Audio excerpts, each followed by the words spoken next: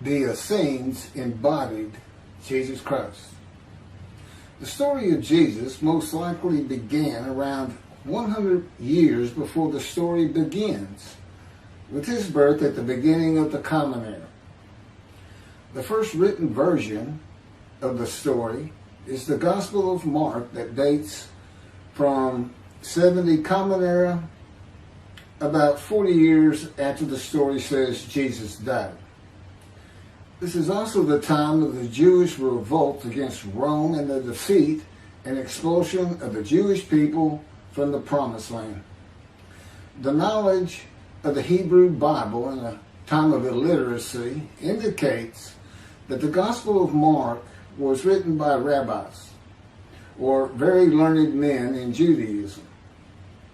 Men who decided they needed to write down this story that had been circulating by word of mouth and storytelling for as many as 170 years, beginning with the founder of the Judaism sect of the Essenes, the prolific writers of the Dead Sea Scrolls, to make money. Their temple, homes, and country were gone. And it was desperate times for the Jewish people. The name of the founder of the Essenes was with a capital T, the teacher of righteousness. That was his name, the teacher of righteousness.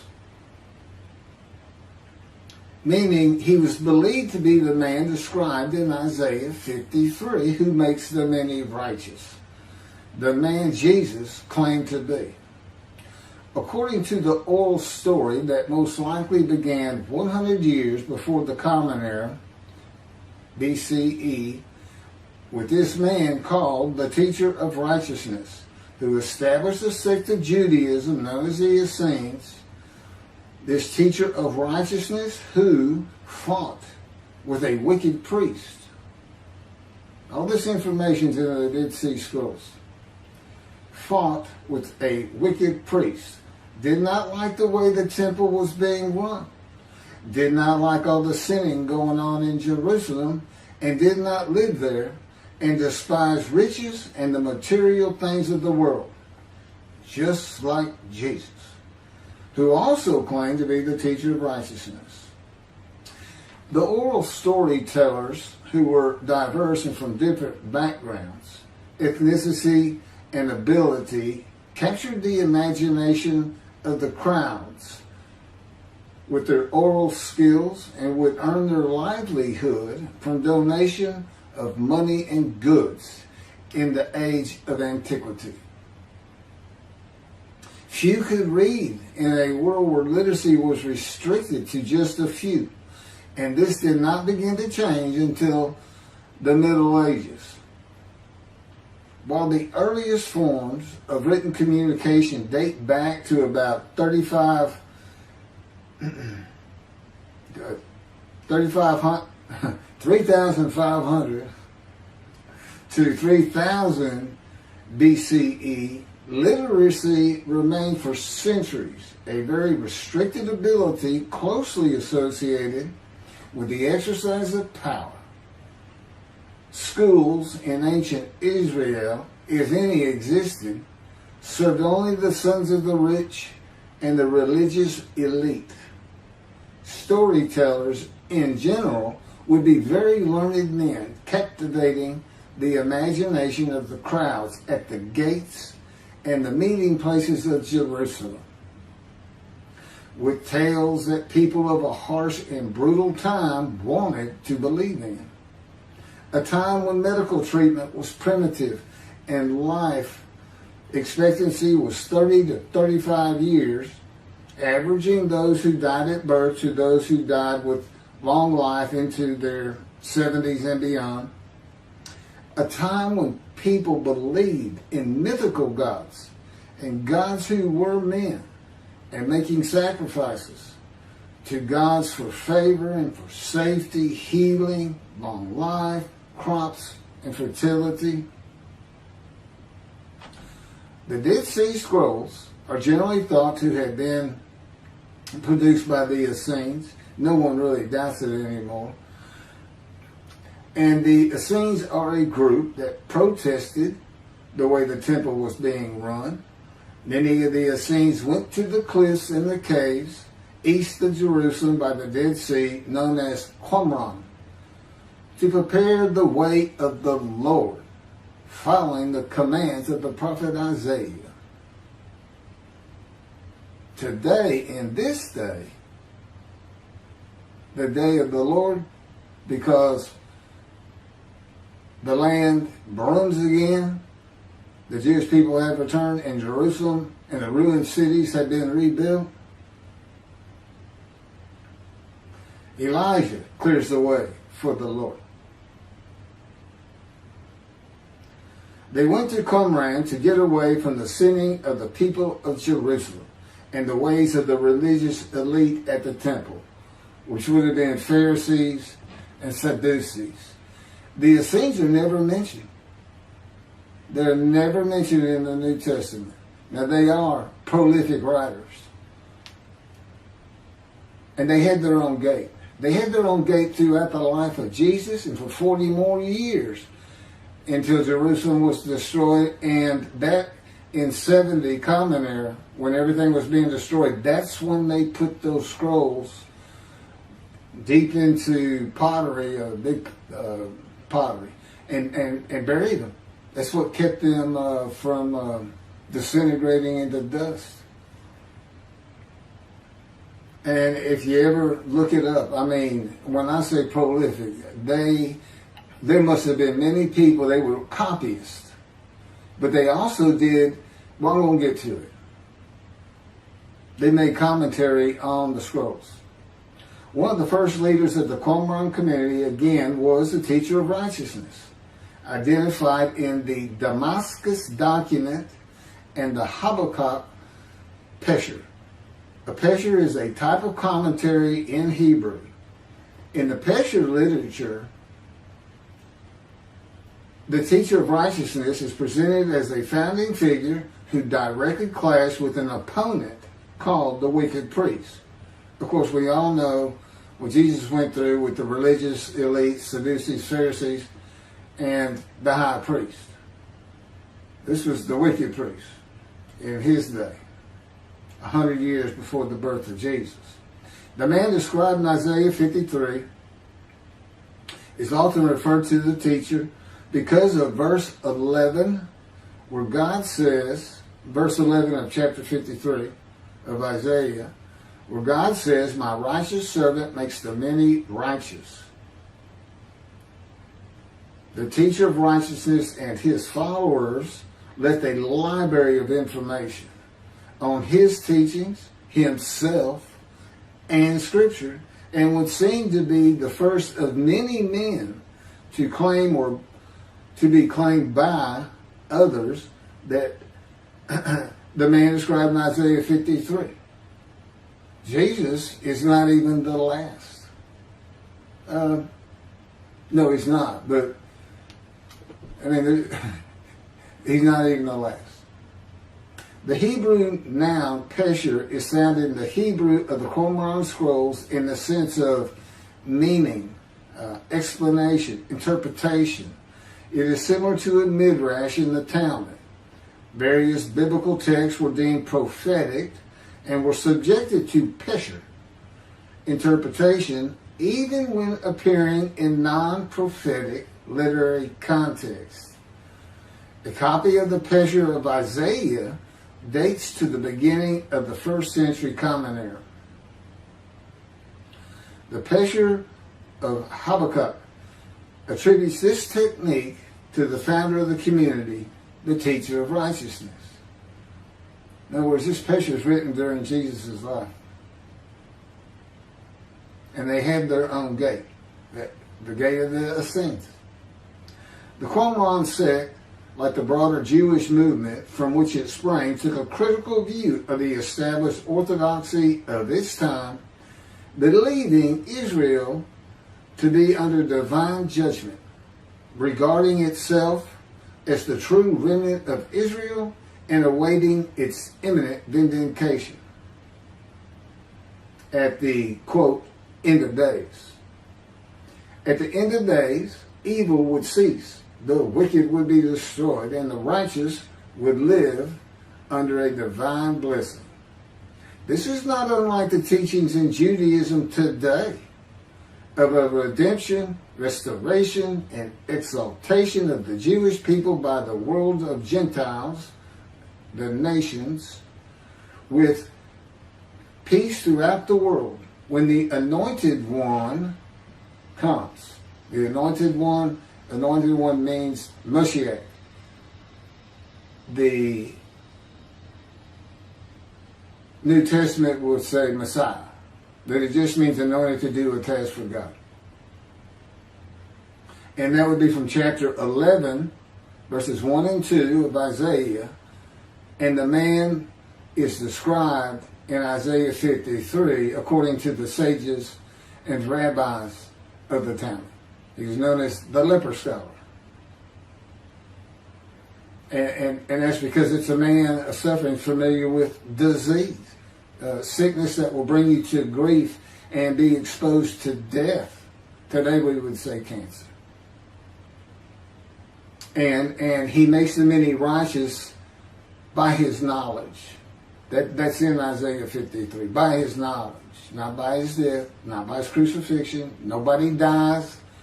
Exposure to death is not death. Jesus died. He was never exposed to death. He didn't get near it, but it did not happen.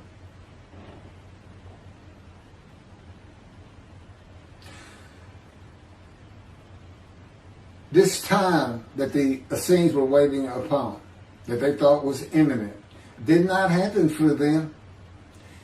And it is this teaching that Jews for Judaism uses in the analysis that Isaiah 53 describes the Jewish people as God's righteous servant, as one man, Israel.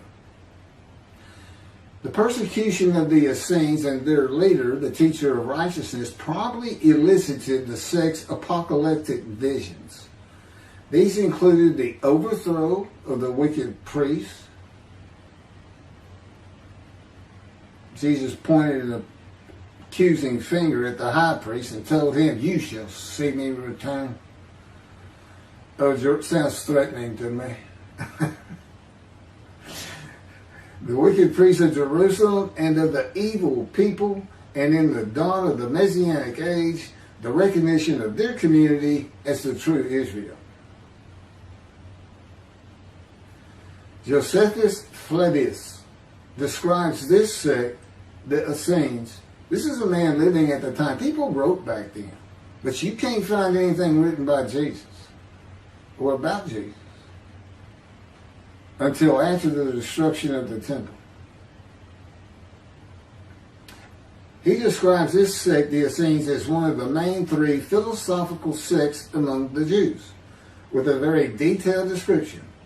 Excerpts from his book, Wars 2, chapter 8, include, this is in quotes, the third sect, which pretends to a severe discipline. These men are despisers of riches, and so very communicative as raises our admiration. And as for their piety towards God, it is very extraordinary. You would think that Jesus would have been in this thing. He fit right in. But again, we never hear a single word about these prolific writers. The other two philosophical sects were the Pharisees and the Sadducees. In the New Testament, the Essenes are never mentioned, as I said. All the stories of Jesus and his clashes with the religious elite of Jerusalem in the New Testament are with the Pharisees and the Sadducees. According to this same Josephus, the name of the gate in the southern wall of Jerusalem at Mount Zion was called the Essenes Gate. Everything about the Essenes says Jesus would have been one.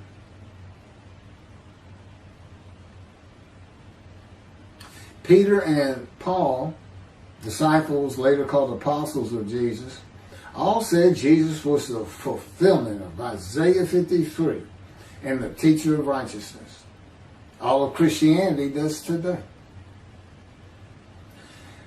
The Essenes, again, were writers and copyists and had their own gate in the southern wall of Jerusalem. Their founding leader claimed to be the righteous servant, so did Jesus. It is impossible to believe that the Essenes had not heard of Jesus.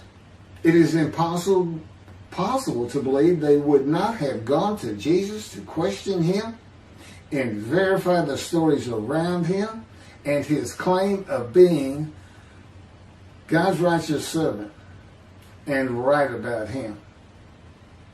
Because they believed that their founder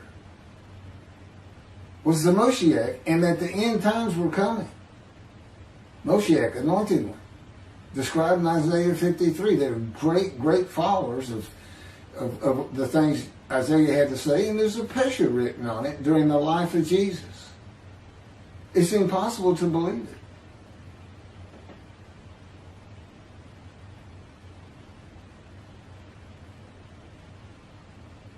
We're talking about a man that healed the sick, removed blindness, had the cripples walk, fed 5,000 people with 5 loaves of bread and 2 fish, walked on water, turned water to wine, raised the dead, was crucified, and 3 days later came back to life?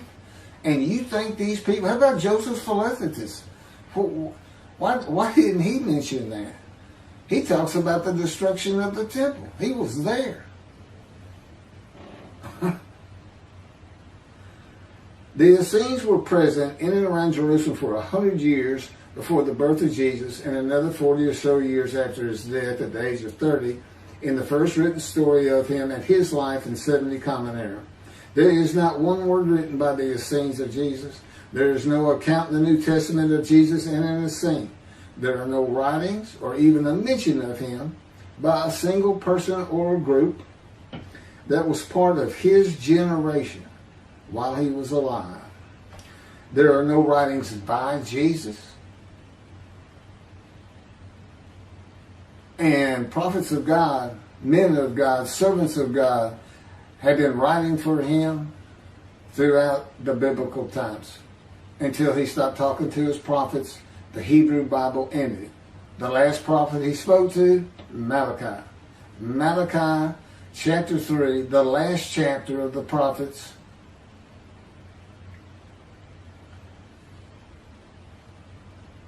writes for God the prophetic announcement that he will return. He's going to come back. Now, I've already talked about the 5 prophecies of Jesus of when he will return, and every single one of them was false. He didn't return, and his generation sums it up.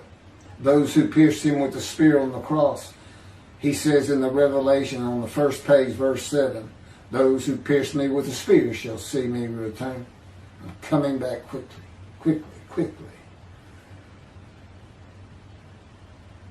Nothing was written by his disciples. There are no writings by Herod or Pilate or any Roman newspaper, poem, or book of this man who healed the multitudes, fed the poor, walked on water, raised the dead, turned water to wine, was crucified and rose from the dead to human life, and then rose to heaven. That's where he's supposed to be returning from. While there are 3 Gospels under the names of 3 disciples, they are all considered pseudepigrapha. In Greek, that means falsely attributed. Writings which were attributed to authors who did not actually write them. And they were all written long after the death of Jesus, these Gospels, full of quotes and teachings from Jesus himself. Quoted parables, long speeches, Sermon on the Mount, long sermons that could not be accurate if passed by word of mouth. There is only one answer. The Essenes themselves, these writers and the storytellers of the day, had put this story together. And even though the writers of the gospel knew full well these rabbis are learned men of the Hebrew Bible, they knew it didn't really fit. But you know what else they knew? Nobody could verify it. Nobody could check them. Nobody could check them. Now, I just did a video on the deceptions. The deceptive, it covers just Matthew. And there's 3 different stories of him and deceits in every one of them that you can go look up now. You can verify these things that I'm saying. I'm quoting them. I give the chapters, the books they come from. You can see Jesus changed Zechariah, verses 9 and 10, the verses, from riding an ass into Jerusalem and being crucified, as Jesus said all the prophets said of him, to what the prophet actually said. You can go look at it. He said he's going to go and defeat Rome, defeat the enemy in Rome, which in Jesus' time, in Jerusalem, and be king of the world, which at the time would have been the nations of the Middle East. And he would tell them all to surrender. That's actually, that's part of the verse itself, verse 10. And he would defeat the enemy and have the nations surrender and be king from sea to sea, lands into ocean. I mean, you can't get more deceitful than that. You can't lie greater than that. You're manipulating Scripture, God's holy word, manipulating it, deleting a verse 10, telling your disciples, tell everybody these things. That's why he's telling them. Tell everybody these things. I'm going in. They're going to kill me. Okay. That's what the prophets say. Don't forget. I mean, that's what he's doing.